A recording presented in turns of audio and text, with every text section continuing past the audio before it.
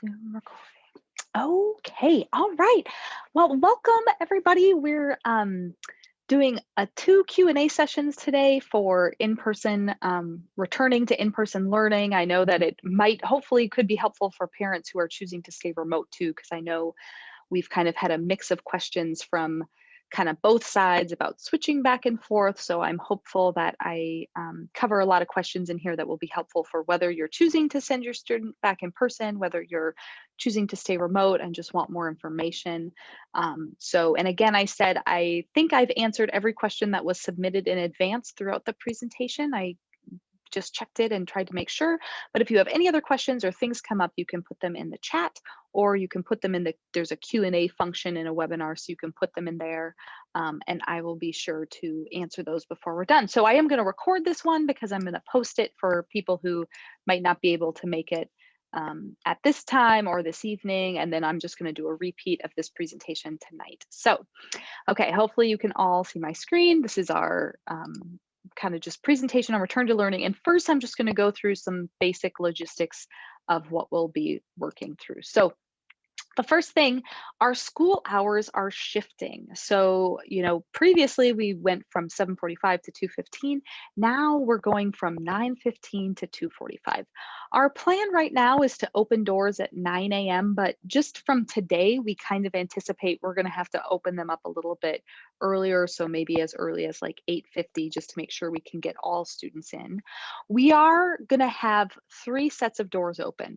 So we're going to try our best to have people with last name A through M to come in through the regular front doors for drop off and drivers, and then last name N through Z to come in through what we refer to as the PAC doors, because that's our Performing Arts Center down at the, if you're going through, it's a one-way, the first doors that you see when you're coming into the building. And then of course, for all of our students who are riding buses, they're going to come in through the bus doors. And if anybody has if you requested a bus stop and you haven't heard anything, give us a call, because they've been keeping us up to date with those bus stop informations as they go. So again, classes start at 9:15. Classes end at 2:45, and we are going to ask that all students are out of the building by 3 o'clock. So that's going to be our goal. Buses leave about 7 minutes after the end of school. So about 2:52 is when buses will be leaving. So that's just one big shift for high schoolers that I know we've been working with all this year, but will be a big change for just general things. Now, of course, what we want to talk about, of course, are priorities. So safety of students and staff. And so I know I've talked about this a lot in different meetings, but I guess I know it's a big habit change. If we have any, families who've been doing activities in person, they've gotten a little used to it. But if your student has any COVID symptoms, we have a decision tree for students, and then the same decision tree for staff. So it just kind of goes through. So first, of course, is symptoms. If your student has any symptoms, let's see if I can get this to work. We are asking that the student has to stay home, right? So fever, chills, cough, fatigue, muscle or body aches, headache, shortness of breath or difficulty breathing, new loss of taste or smell, sore throat, congestion or runny nose. Oh, I spelled nausea wrong. Nausea or vomiting, and diarrhea. So students who have any of those symptoms, we are asking families to keep those students home. And then through the decision tree, there's a process for coming back. It's initially 10 days after the onset of symptoms, or if you produce a negative COVID test or have a doctor's note stating that the symptoms are related to something else, then you can return to school. And all of those communications and decisions will work through our school nurse, Corrine Rowe. The other course, if you're used to the decision trees, of course, and maybe as you've gone into different places, you've had them, if you've traveled outside of the state, there's strict social distancing pieces with that. And then also another one that is really important, if your student has been in contact with anyone who has tested positive for COVID in the last 14 days. So of course, if you're a close contact of someone who has tested positive, then you do also need to remain home through that quarantine period. So that one is a piece for families to just remember too, that if anybody in your household has been sick, is sick, or has tested positive for COVID, then you have to remain home until that quarantine period ends. Of course, our nurse, Corrine Rowe, 479-4221, extension 46540, she can help answer any questions and will be in contact with families as we work through all these scenarios. If students become sick at school with possible COVID symptoms, we will also be sending those students home following the decision tree. And as I think we've all experienced, all of these rules and different things have changed over time. So the newest decision tree is always updated on the school district website, and I included a link to it here, FNSBSD decision tree, that'll take you to both the staff and the student decision tree. So a few other, of course, and I know I've discussed this a few times in lots of different meetings, so I apologize if you've heard me say this before, but Dr. Zink, I think, has talked about how mitigation is a little bit like layers of Swiss cheese. Every mitigation practice that we put into place may not be 100% effective. It might have some Swiss cheese holes in it, but as we layer those practices on top of one another, we're hoping to increase the effectiveness of the overall mitigation. So of course, the decision tree, staying home when you're sick, following the quarantines that are in place by, that public health and the CDC guidance has given us. And those are really two important pieces. And then of course, the biggest one that is wearing a mask at all times. So all people in the school, staff, students, other support personnel from the district are all required to wear masks at all times that cover both their nose and their mouth. Masks have to be worn on the school bus. As soon as you get out of your car in the parking lot, we're asking students to make sure they put their mask on so that it's in place as they're entering the building. And then of course, throughout the day, while they're in the building, just to continue to wear masks. Next one, of course, is going to be physical distancing. So we are going to do our best. Oh my gosh, I just see another typo, you guys. Oh my gosh, 6 feet of physical distancing at all times while they're in the building. Now, one thing that we do want to state is that classes have varying numbers of students returning. So I'm going to say later on that it is right about a 50-50 split in terms of students who are staying remote versus students who are returning in person, that we've really stayed really close in terms of 50% remote, 50% in person, but it doesn't play out that way in all classes, right? So classes, based on who's enrolled in those classes, have different numbers of students returning. So teachers have done the best in their classrooms to have as much physical distancing between students as possible.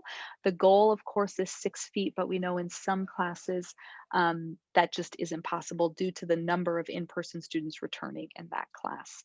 And then, of course, during passing periods and lunch, when students are eating lunch, we've ensured 6 feet of social distancing, but we know that those times where they're mixing, we have lots of staff who will be around to be, reminding students to keep that social distancing in there. So that is the next one. And then, of course, the last one, of course, which we always encourage, is just that good hand hygiene and cleaning. So we have hand sanitizer throughout the school, in every classroom. We are going to have students helping us clean the classrooms between groups of students. We have gloves and wipes available in every single classroom for them to help clean their workspaces after class. And teachers are working through a schedule for that. And then, of course, we're going to encourage students to wash their hands with soap and water when it's available for at least 20 seconds. And then again, of course, if that's not possible, to make sure that they're using hand sanitizer throughout the day. So as I said before, what will classes look like? So almost exactly, and I threw a little green question mark in here because that was one of the questions that I had submitted in advance. So it's really stayed almost exactly half and half of our students returning in person versus remote. And it's really been within 10 kids either way. So, currently when I just looked, we have approximately 346 students who we anticipate returning in person on Monday, and then 355 that are choosing to stay remote. Today is our freshman first day. So we typically have an ignition day where freshmen get to return. And I think when I pulled those numbers, we had right around 100 freshmen who had indicated that they were going to be returning in person. So they're here today getting, a little sneak preview, finding where their classes are, figuring out the hallways, lunch, and how it's going to work. So we're really excited. I refer to it as our soft opening, so we can, kind of work out some more kinks of our plans too. Of course, teachers will be teaching both in-person and remote students at the same time using different instructional strategies. So we know that at high school, every class is a little different in terms of how they're delivering content. So teachers were asked to send an email to students and parents either yesterday or today to talk about, what their class will look like. If you have a remote student at home, when should they sign in to a synchronous class with their teacher? And to just give a little bit more details for parents and students about what to expect. So you should be seeing those emails coming anytime now.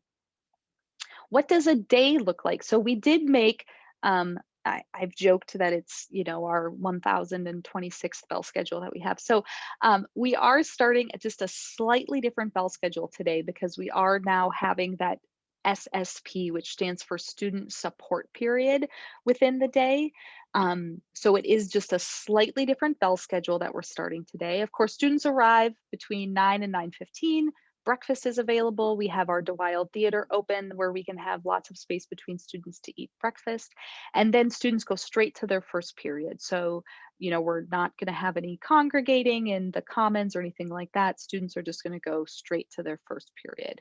We're also going to have staggered passing time. So in that 5-minute passing time, we're going to dismiss classes at just slightly, 30 to 45 seconds after one another, just to try to lessen the number of students in the hallway all at once. Now then these zone 1, 2, and 3, so every classroom, and in the email I sent yesterday, I included that map. Every classroom is assigned a zone, and we've tried to, stagger those throughout the building so that not all the classrooms in one space are dismissing at the same time.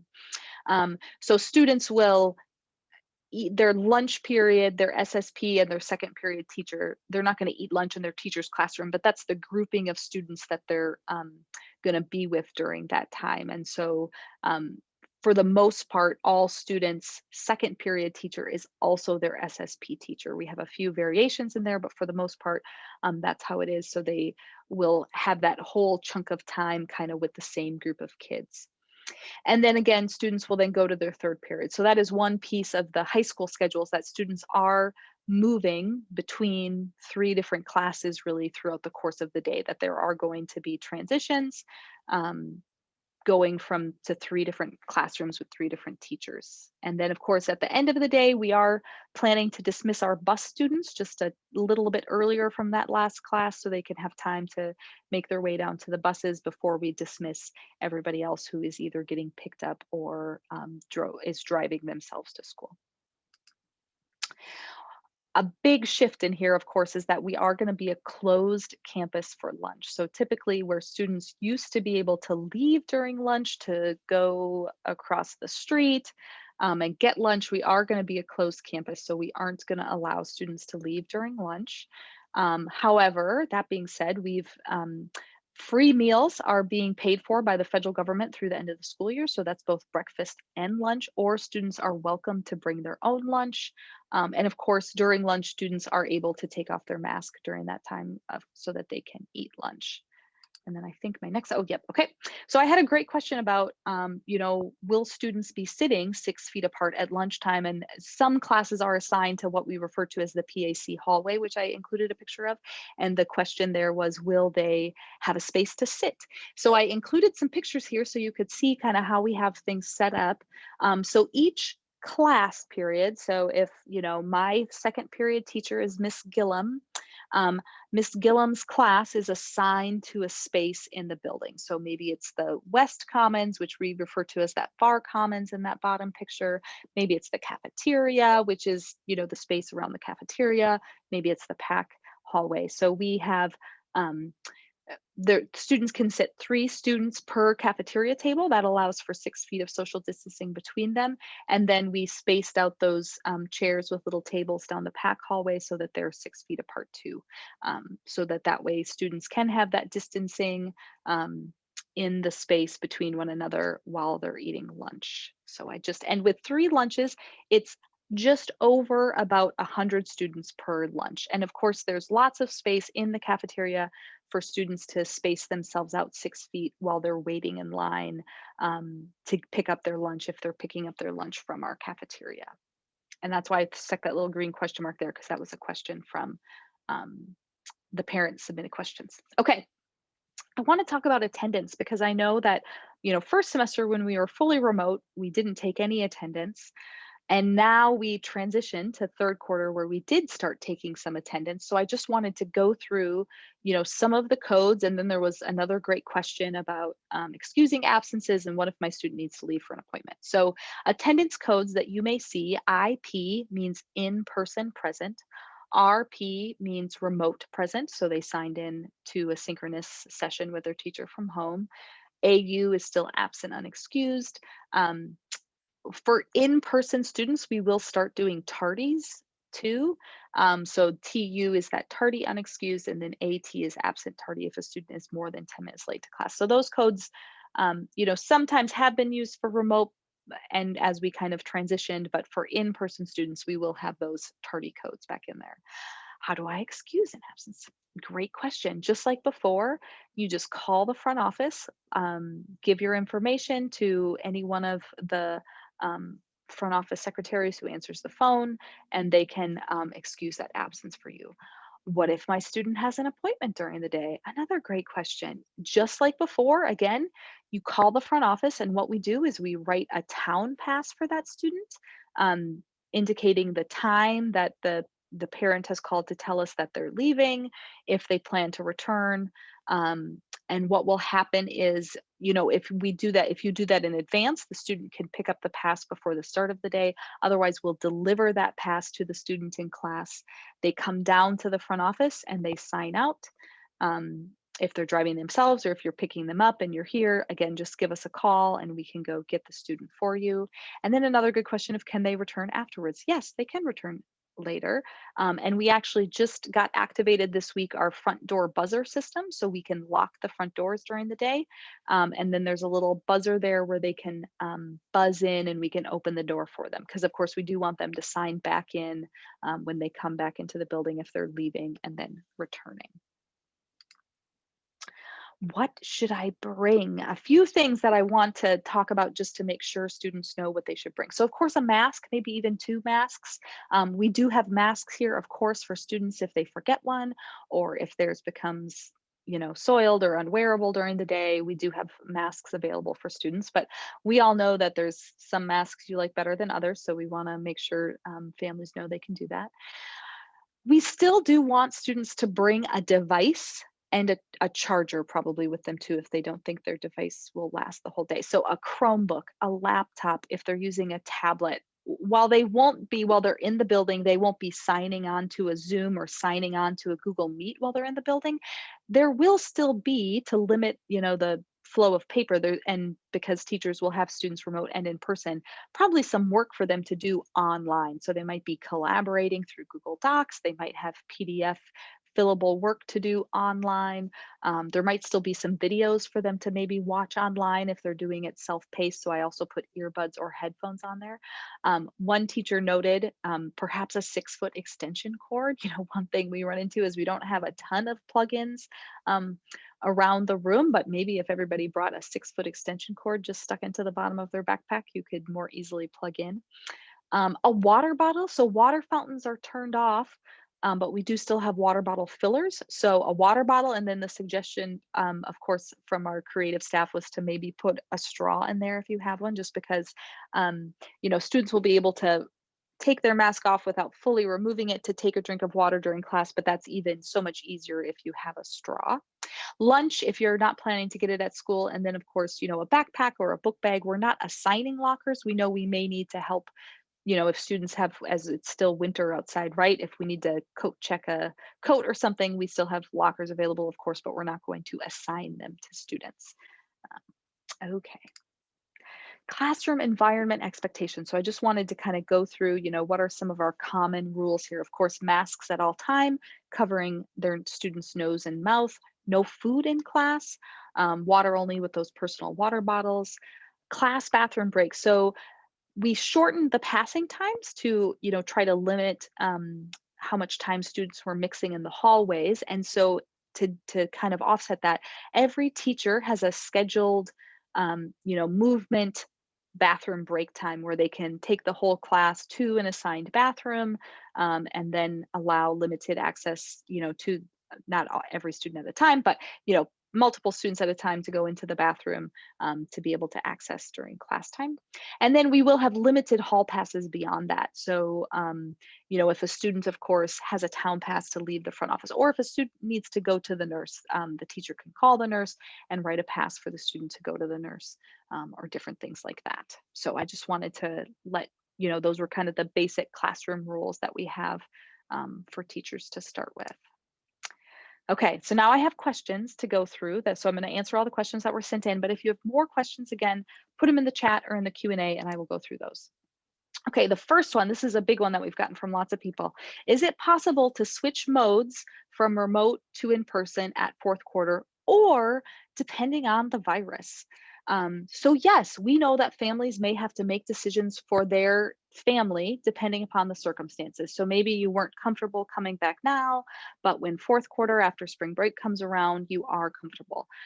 Somebody asked if there's a deadline. We haven't gotten quite that far yet. I said maybe the week before fourth quarter, just so teachers, if they are needing to anticipate a number of students returning, can adjust their classroom space if they need to bring more desks in or whatnot.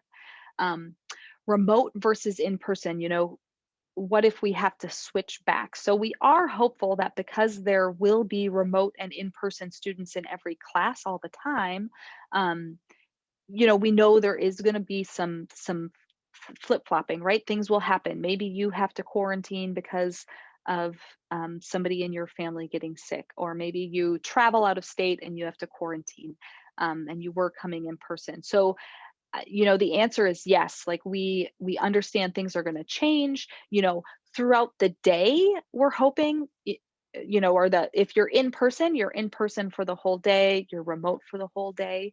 That's kind of one thing that the movement of students in and out of the building, we're going to try to limit in that sense. But yes, we expect that things will change depending on circumstances. And if, you know, the good news is, right, is that students know how to do remote from home at this point in time. So if they do have to switch to remote, they should know how to access classes. There was another question about another freshman only day at fourth quarter. So we don't have anything scheduled right now. We'll keep that kind of note in our brain. There was also maybe, or for the beginning of next fall. So we're going to keep that in our minds to think about if we can somehow schedule that. The hard part is with students here all day during the day, we don't want to cancel classes for one students in that sense. So we would have to work through that. So not right now, but it's an idea that we're certainly going to keep in the back of our minds going forward. Contact tracing, how will parents be notified? So this is a great question. And, we have had some positive cases through athletics or activities as they've been happening. So we have worked through this process a little bit. So what our experience has been is that we work with our nurse and district administration and staff to conduct contact tracing as quickly as we are able. All teachers are turning in seating charts, as they get them done, and we know they're going to change too. So we have seating charts on hand.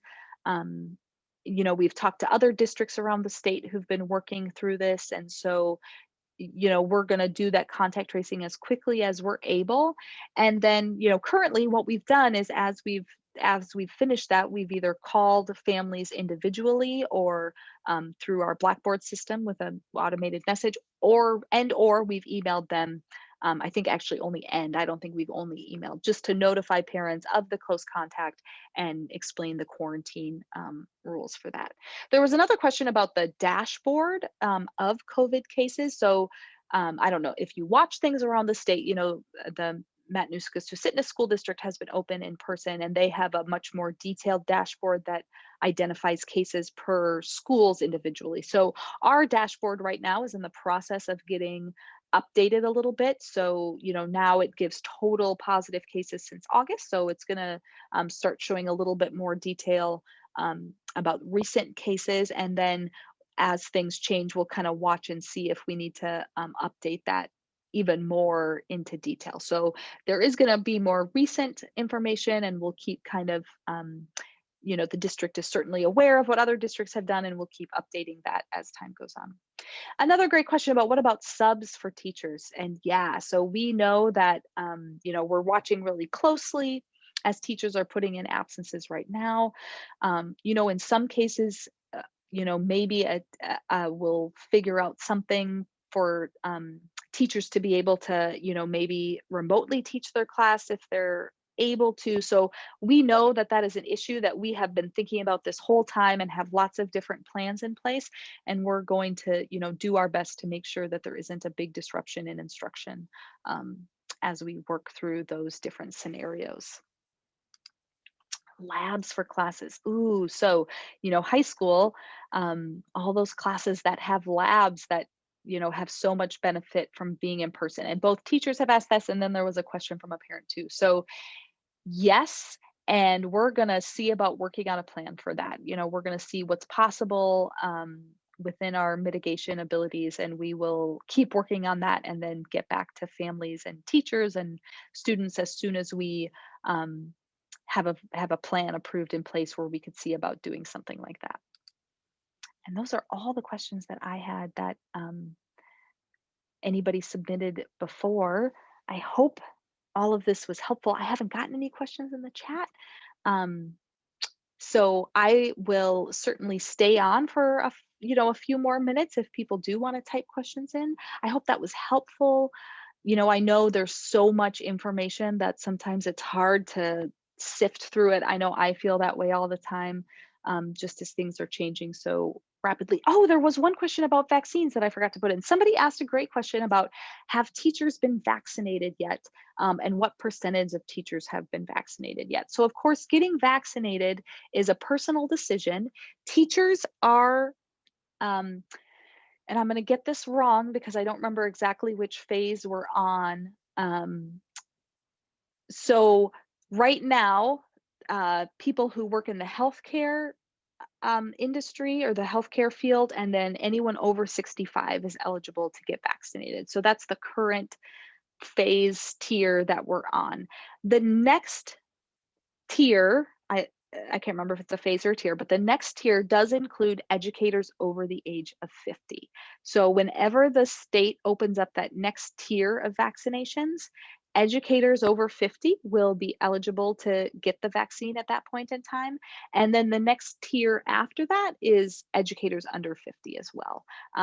So at this point, I couldn't say specifically. I know we have had staff that are working on getting the vaccine because they fall into one of those categories. So they're um, eligible for that. So that is a personal decision, though, in terms of if people feel comfortable getting the vaccine. Somebody asked a question about if we have labs for class, would remote kids to be able to come in for that? So that is the idea. Yes, I should have explained that better. The idea would be that if a teacher scheduled a special lab day, could non-in-person students also access that lab? So could remote students also come in to access that lab? So that's what we need to work through and come up with a plan for. But yes, that is the idea of why that would be a big deal, right? If you have a really lab intensive class, science or engineering or CTE or any class like that. Okay, another really great question about what if I have a student who has migraines? So maybe I have a regular known and I'm going to stop my share because I'm going to look for a resource for that question. If I'm a student who has a known medical condition, right, a chronic condition, there is a form to get filled out that we can have on file, a confidential medical form that we can have on file that lets us know about that condition, known medical condition, so that you wouldn't have to go home and quarantine and get a negative test. That is a great, great question. And I'm going to find that for you right now and put that in the chat for you. Actually, here, I'm going to share my screen again. So here, this is the health services information page. And so on here, there's a chronic symptom exemption form for students and one for staff. This is also where the daily decision trees are, a mask exemption form. So I am going to throw this link in the chat so everybody has it. And then I will also, oh, I was also going to show this one here. This is because I talked about this, the COVID-19 dashboard. So right now the dashboard only shows total number of students and staff cases. And this is since like August. So that's what they're working on updating right now. So I'm gonna stop my share and send this one specifically to you. Oh, I don't know what I did. Okay. All right. I don't see any other questions. So I hope I got most of the questions answered. Again, I hope if you are new to West Valley, we're so excited you're here. If you ever have questions, you can always email me. Always email me. I try to be really good about catching up on email every couple days. Sometimes I get a little behind, but always feel free to email me with questions. And if I don't have the answers, I'll do my best to get them for you, because we want you to be as well informed as you can be to make the best decision for you and your family. So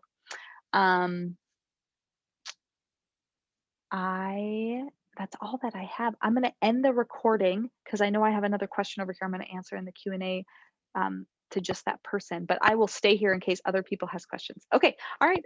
I'm going to end